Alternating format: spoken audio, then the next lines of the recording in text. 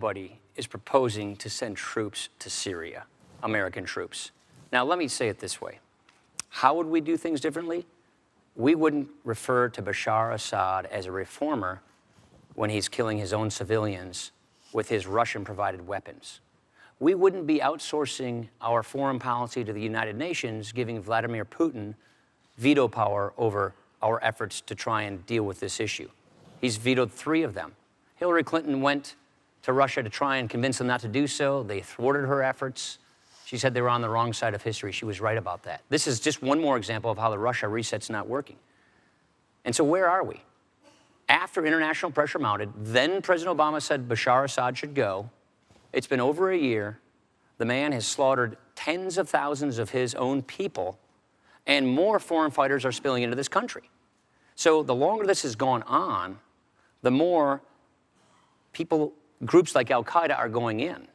We could have more easily identified the Free Syrian Army, the freedom fighters, working with our allies, the Turks, the Qataris, the Saudis, had we had a better plan in place to begin with, working through our allies. But no, we waited for Kofi Annan to try and come up with an agreement through the UN. That bought Bashar Assad time. We gave Russia veto power over our efforts through the UN, and meanwhile, about 30,000 Syrians are dead.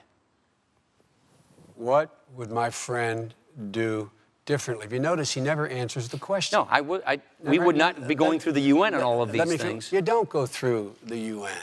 We are in the process now and have been for months in making sure that help, humanitarian aid, as well as other aid and training is getting to those forces that we believe, the Turks believe, the Jordanians believe, the Saudis believe are the free forces inside of Syria. That is underway.